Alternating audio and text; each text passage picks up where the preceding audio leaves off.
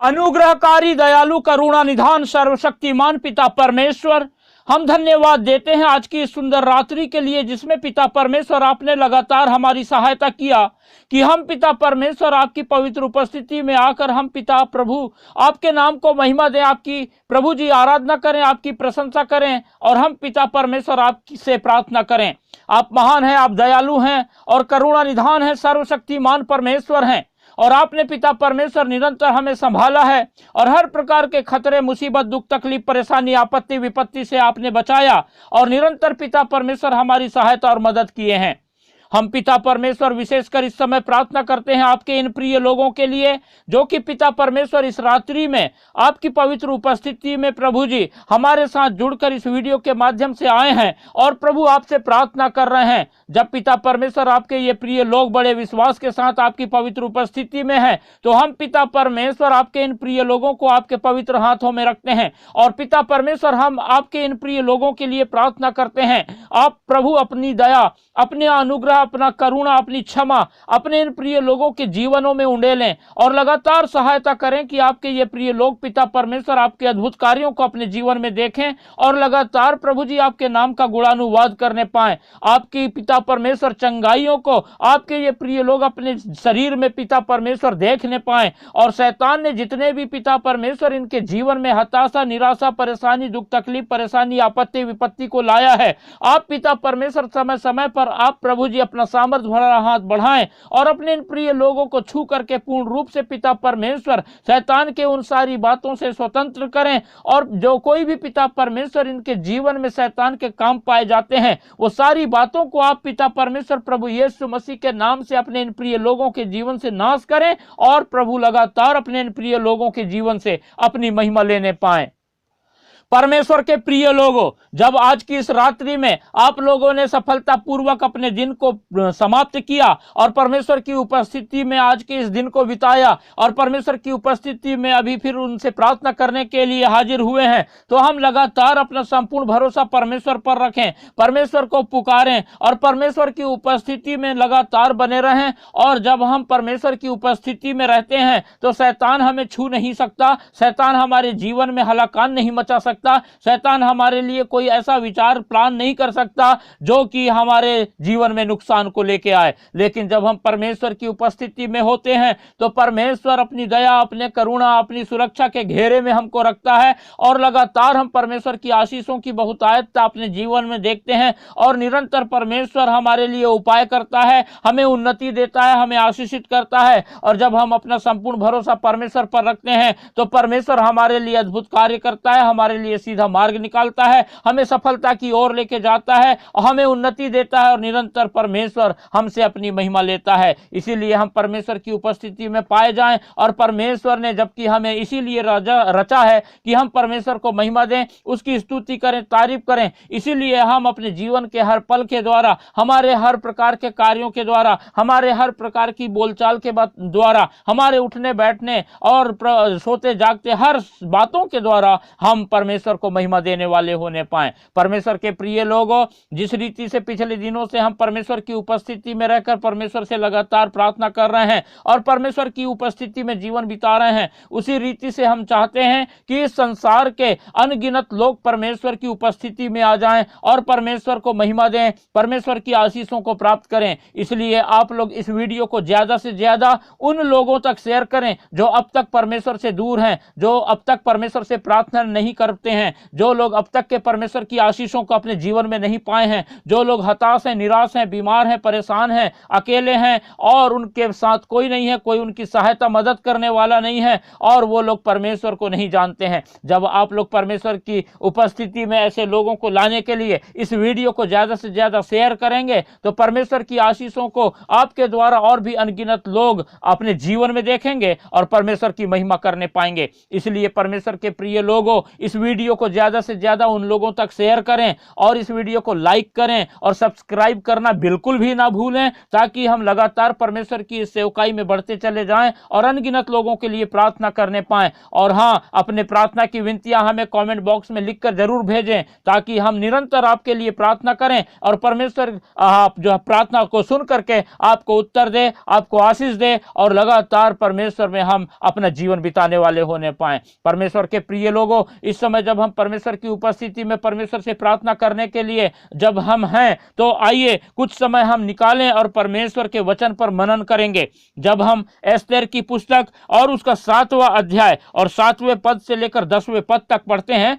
तो यहां पर इस प्रकार से लिखा हुआ है, राजा क्रोध से भरकर दाख मधु पीने से उठकर राजभवन की बारी में निकल गया, और हामान यह देखकर कि राजा ने मेरी हानि ठान ली होगी, एस्तेर रानी से प्राण दान मांगने को खड़ा हुआ। जब राजा राजभवन की बारी से दाख मधु पीने के स्थान में लौट आया, तब क्या देखा कि हामान उसी चौकी पर जिस पर एस्तेर बैठी है झुक रहा है, और राजा ने कहा, क्या यह घर ही में मेरे सामने ही रानी से बरबस करना चाहता है? राजा के मुंह से यह वचन निकला ही था कि सेवकों ने हामान का मुंह ढांक दिया। तब राजा के सामने उपस्थित रहने वाले खोजों में से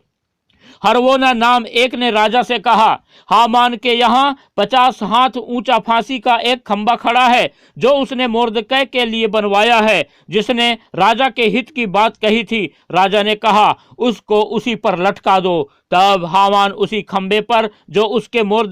उसने मोर्दकै के लिए तैयार कराया था लटका दिया गया। इस पर राजा का गुस्सा ठंडा पड़ गया।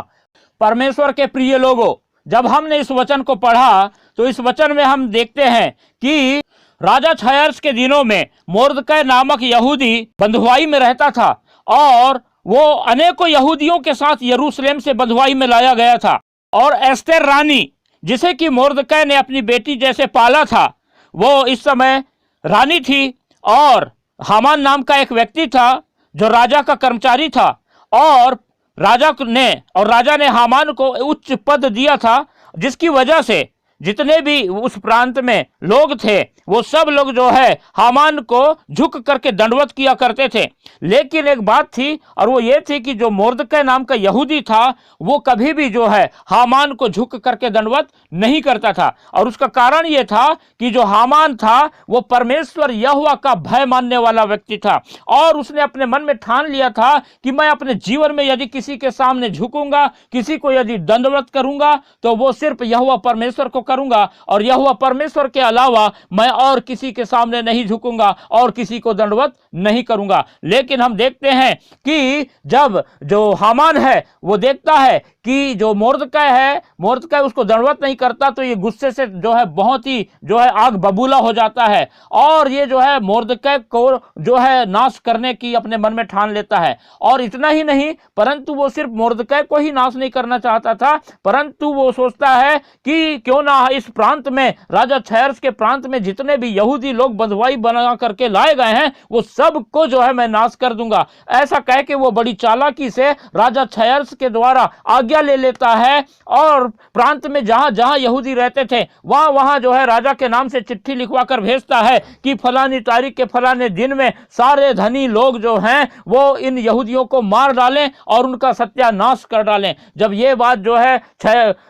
मोर्दकै को पता चलती है तो वो जो है बहुत उदास होता है, और वो जो है रानी एस्तेर से जो है आग्रह करता है कि तुझे परमेश्वर ने जब आज रानी बनाया है तो शायद आज ही के दिन के लिए बनाया होगा, इसलिए तू राजा के पास जाना और उससे याचना करना कि वो जो है हमारे यहूदी भाइयों को जो है प्राण दान दे। और जो है रानी बोलती है कि मैं तो कई दिनों से राजा के पास गई नहीं हूं और राजा के सामने जाना बहुत कठिन काम है, फिर भी मैं जो है अपने लोगों को बचाने के लिए जरूर जाऊंगी। और जब राजा के पास एस्तेर जाती है तो हम यहाँ पर पढ़े थे कि देखते हैं कि राजा रानी से पूछता है कि बता तेरी क्या इच्छा है, और फिर रानी जो है राजा से बोलती है कि मुझे और मेरे सारे लोगों को प्राण दान दिया जाए। और फिर राजा पूछता है कि तुम्हारे लोगों को कौन जो है मार रहा है, तब वो बताती है कि यही हामान जो है इसने ऐसा षड्यंत्र रचा है कि हमारी सारी समुदाय के लोगों को मार डाला जाए, और मैं आपसे हम सब लोगों के लिए